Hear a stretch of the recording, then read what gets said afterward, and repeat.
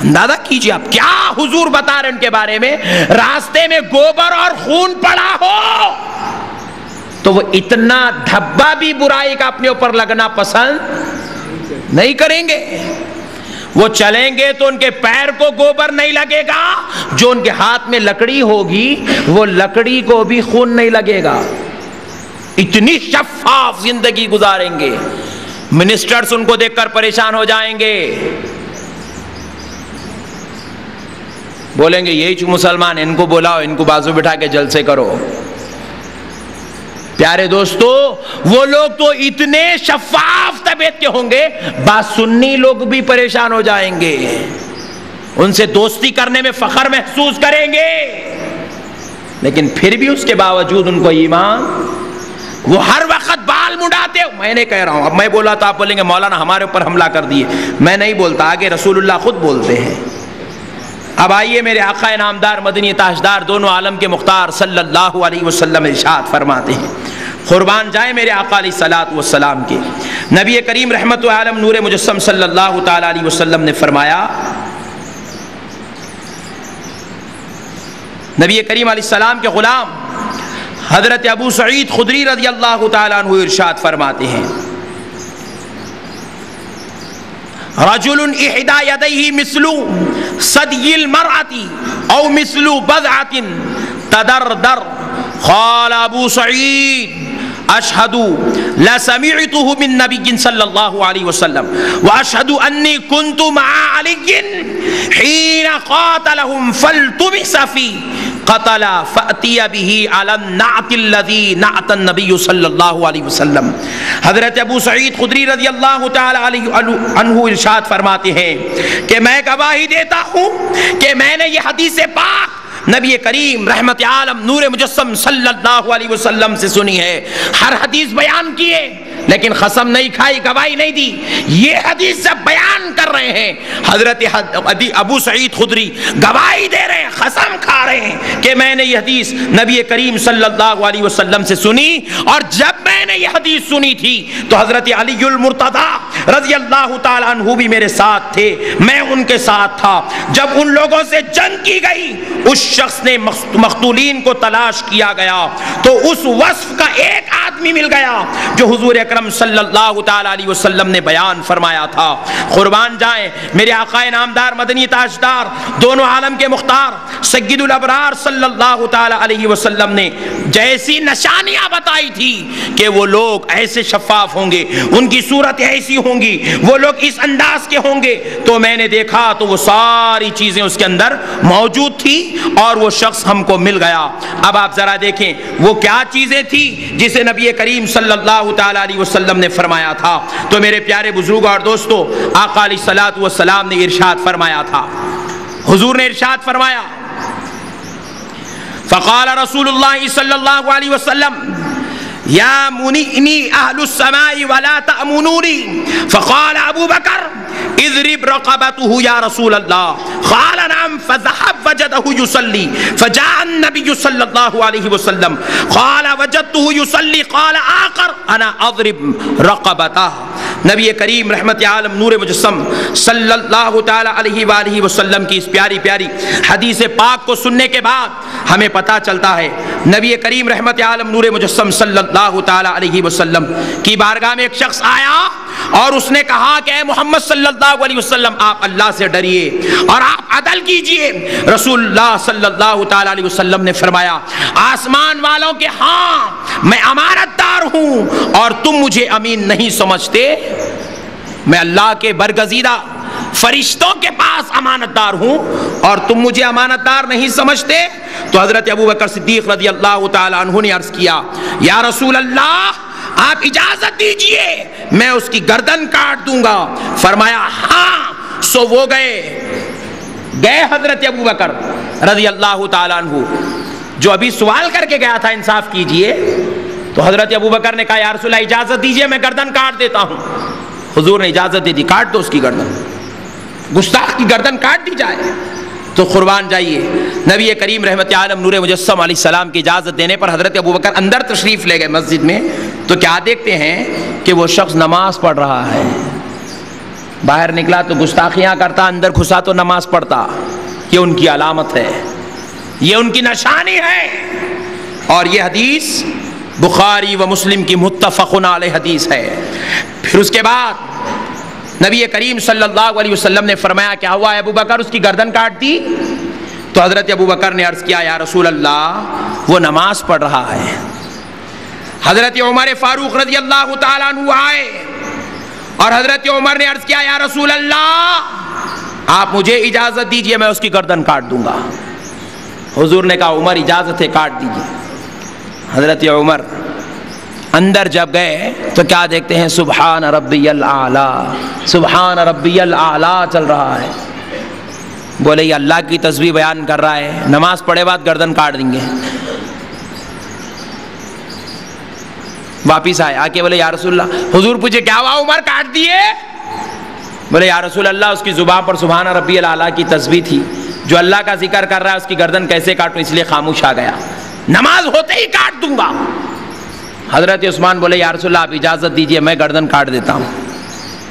حضرت عثمان اندر گئے، جا کر دیکھتے ہیں تو وہ شخص قاعدے میں بیٹھا ہوا ہے، قاعدے میں التحیات للہ والصلوات والطیبات پڑھ رہا ہے.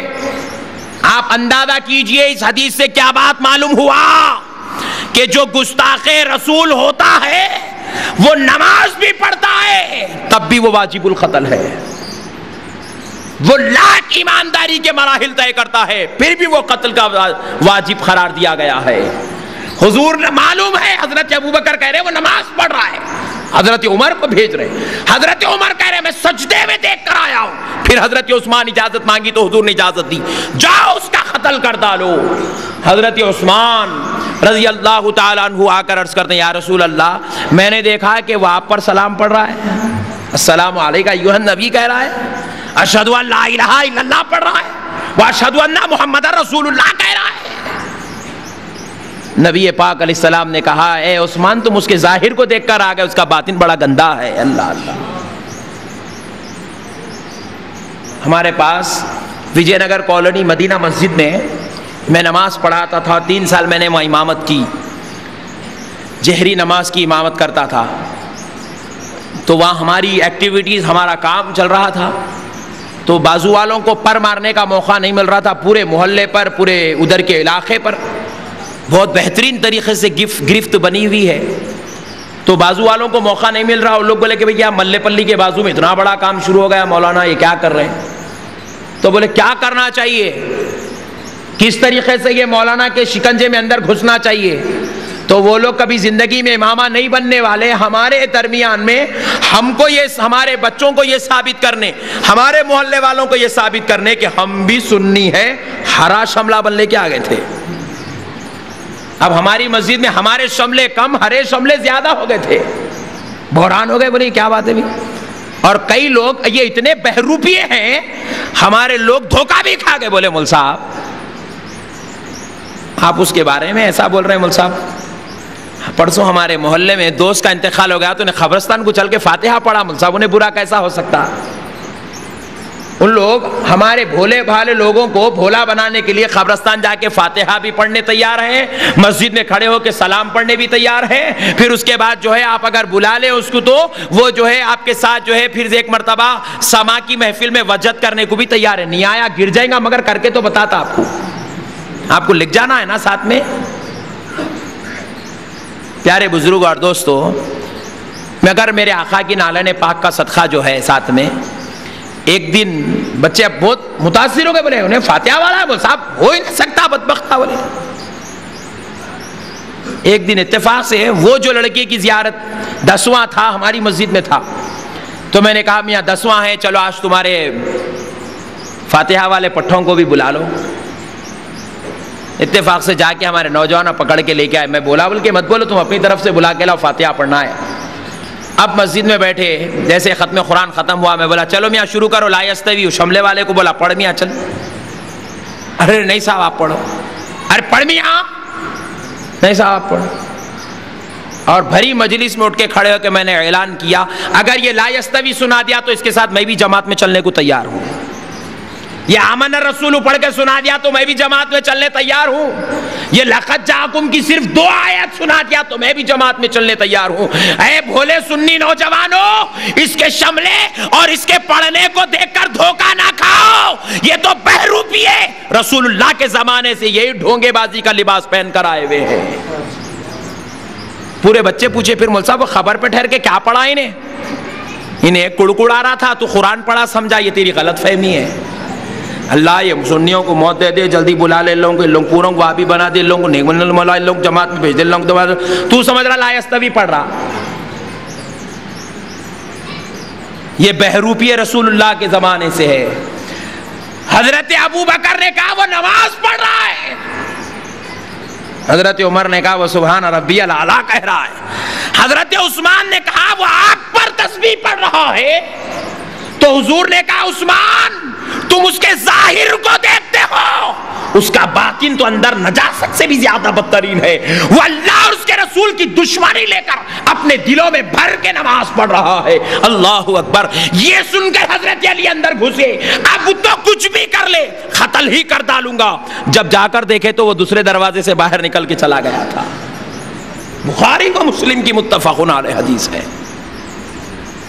کیا تھا؟ نماز تھی ان کے پاس، روزہ ان کے پاس تھا، زکات ان کے پاس تھی، عبادت ان کے پاس تھی، تسبیح ان کے پاس ہے، کلمہ ان کے پاس ہے، تقوی ان کے پاس ہے، طہارت ان کے پاس ہے. اگر کچھ نہیں ہے تو وہ مدینے والے مصطفیٰ کی محبت ان کے پاس نہیں ہے، مدینے والے نبی کی غلامی ان کے پاس نہیں ہے، مدینے والے نبی کا پیار ان کے پاس نہیں ہے. تو اس لیے پیارے دوستو، ان کی عبادات کو دیکھ کر دھوکے میں نہ آنا، ان کے تقوی اور طہارت، ان کی بڑی داڑھیوں اور پیشانیوں کے گھٹوں کو دیکھ کر آپ گندگی کا شکار نہ ہونا، برائی کا، ذلت کا شکار نہ ہونا. نماز ہم بھی پڑھ رہے ہیں، ہماری تحریک کا مقصد بھی نماز پڑھانا ہی ہے، مگر ہم کو گھٹا نہیں آیا اب تک. جب سے حافظ قرآن بننے کے لیے بابا مدرسے میں ڈالے، 11 سال کی عمر تھی، جب سے نماز پڑھ رہے ہیں آج تک گھٹا نہیں آیا. انہیں جا کے رون مار کے آتے گھٹا آ جاتا. اس کو ریاکاری ان کی زندگی کا مقصد بنا ہوا ہے. کدھر سے بھی اپنے آپ کو مومن، متقی، پرہیزگار دکھاؤ اور نعوذ باللہ مسلمانوں کو حوالہ بناؤ اور ان کی جو ہے ایمان کو تباہ و تاراج کر دو. ان کو ایسے کر دو جیسے کہ وہ لوگ ایمان کو پا ہی نہ سکے، رسول اللہ کے ہو ہی نہ سکے، اللہ کے عذاب کے شکار ہو جائے. اب ایک بات اور سن لیجئے. میرے آقا علیہ الصلوۃ والسلام نے ارشاد فرمایا، نبی کریم رحمت عالم نور مجسم صلی اللہ تعالی علیہ وسلم کی بارگاہ بے کس پناہ میں حدیث پاک، یہ بھی بخاری و مسلم کی متفق علیہ حدیث ہے. حضرت خالد بن ولید رضی اللہ تعالیٰ عنہ نے عرض کیا یا رسول اللہ، ایک آدمی حضور کی شان میں گستاخی کیا تو اس کے تعلق سے عرض کرتے ہیں یا رسول اللہ مجھے اجازت دیجئے میں اس کی گردن اڑا دینا چاہتا ہوں. پہلے حضرت عمر نے کہا، پھر حضرت ابو بکر نے کہا، پھر حضرت عثمان نے کہا، پھر اس کے بعد اب حضرت خالد بن ولید کہہ رہے یا رسول اللہ اجازت دیجئے میں اس کی گردن اڑا دینا چاہتا ہوں. آقا انعامدار، مدنی تاجدار، دونوں عالم کے مختار سید الابرار صلی اللہ علیہ وسلم نے فرمایا ایسا نہ کرو، شاید یہ نمازی ہو، اللہ اللہ نماز پڑھنے والا ہو. حضرت خالد بن ولید نے عرض کیا بہت ایسے نمازی بھی تو ہیں جو کچھ ان کی زبان پر ہے وہ دل میں نہیں ہوتا. حضرت خالد بن ولید کہہ رہے ہیں وہ جو دل میں رکھتے ہیں. دیکھیے اب عربی کے الفاظ، بخاری شریف کے الفاظ دیکھیے، وَكَم مِّن مُصَلٍّ يَقُولُ بِلِسَانِهِ مَا لَيْسَ فِي قَلْبِهِ، جو ان کی زبان پر ہوتا ہے وہ ان کے دل میں نہیں ہوتا. یہ بازو والوں کی علامت، زبان پر اللہ کے رسول، اللہ کے رسول، ایسا ہنس کے بولتا کہ ایک پتھر دل بھی انسان رہا تو جو ہے وہ خاموش نیچے منڈی ڈال کے سر جھکا کے کھڑ جاتا، مگر دل میں اسی رسول کے تعلق سے گستاخیاں، بے ادبیاں اور گندگیاں بھری ہوئی ہوتی ہے. قال رسول اللہ صلی اللہ علیہ وسلم انا لم امر او انقب على قلوب الناس ولا اشق بطونهم قال ثم نظر اليه وهو مخف فقال انه يخرج من ضئضه هذا قوم يتلون كتاب الله رطبا ولا يجاوز حناجرهم يمرقون من الدين كما يمرقون السهم من الرمية. میرے آقا علیہ الصلوۃ والسلام ارشاد فرماتے ہیں کہ جب وہ شخص نبی کریم رحمت عالم نور مجسم صلی اللہ تعالی علیہ وسلم کی بارگاہ سے پلٹا اور حضور کو پیٹھ بتا کر جانے لگا تو آقا علیہ الصلوۃ والسلام نے فرمایا اس کی پیٹھ سے، اس کی پشت سے ایسی قوم جنم لے گی جو قرآن کی تلاوت تو کرے گی لیکن ان کا قرآن ان کے حلق سے نیچے نہیں اترے گا. اللہ اللہ، حضور کے بارگاہ سے نکلا. حضور بتا رہے ہیں یہ جو میری گستاخی کر کے جا رہا ہے اس کی پیٹھ سے، اس کی پشت سے ایسی قوم نکلے گی، ایسی قوم پیدا ہوگی، یہ ایسے بدترین لوگوں کا باپ بنے گا کہ اس کی اولاد، اس کی پیٹھ سے نکلنے والی قوم قرآن تو پڑھے گی لیکن وہ قرآن حلق سے نیچے نہیں اترے گا. وہ قرآن تو بیان کریں گے لیکن ہدایت والی بات نہیں ہوگی، رحمت والی بات نہیں ہوگی. وہ لاکھ جلسے کریں گے لیکن ان کا ایک جلسہ بھی ان کو جنت میں لے جانے کا سبب نہیں بنے گا. پھر اس کے بعد میرے آقا نامدار مدنی تاجدار علیہ السلام نے فرمایا دین ان سے اس طرح نکل جائے گا جیسے تیر کمان سے نکل جاتا ہے.